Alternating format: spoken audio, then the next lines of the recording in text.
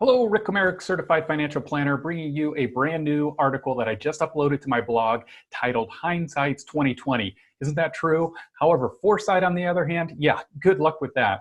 The year 2019 served up many examples of the unpredictability of markets. Interest rates that U.S. policymakers expected to rise fell instead. American consumer confidence weakened as the year began, and news headlines broadcast fears of an economic slowdown. But investors who moved onto the sidelines may have missed the gains in the U.S. stock market. As of the end of October, the S&P 500 was up more than 20% for the year on a total return basis, and that puts it on course for the best showing since 2013, should that gain hold through December, which of course it did. And so we know that's the case now that it's January. Outside the US, Greece, the site of an economic crisis so dire some predicted the country to abandon the euro earlier this decade, and a country whose equity market lost more than a third of its value last year, has had one of the most robust stock market performances among emerging economies in 2019. On top of that, Greece issued bonds at negative nominal yield, which means investors paid for the privilege of lending the government cash. Taken as a whole, it's a reminder that the prediction game can be a losing one for investors.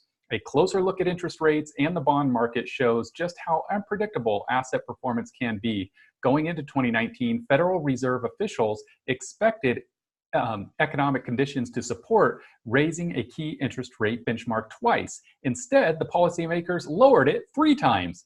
In the market for treasuries, where market participants set interest rates, the yield curve that tracks treasuries inverted for the first time in more than 10 years, as seen in Exhibit 1.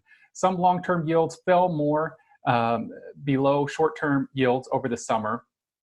What's more, yields on medium and long-term bonds were at historically low levels at the start of the year, but they fell even lower by the end of October. Investors who made moves based on the expectation yields would rise in 2019 may have been disappointed how events eventually transpired.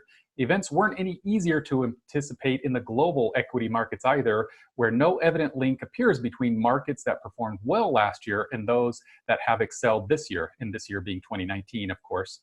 Among the 23 developed markets countries, only one country was top 5 performer for 2018 and 19, the US. So good job, US.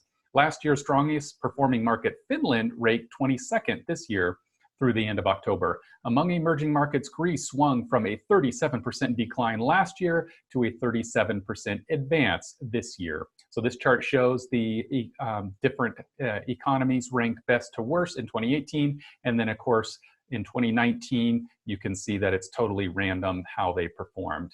So perennial wisdom tells us that history shows us that there's no compelling or dependable way to forecast stock and bond movements, and 2019 was a case in point.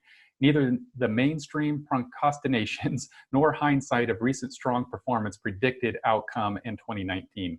Rather than basing investment decisions on predictions of which way debt or equity markets are headed, a wiser strategy may be to hold a range of investments. And that's what we preach here, is massive diversification amongst all different asset classes and market sectors, and safe and risk-based investments.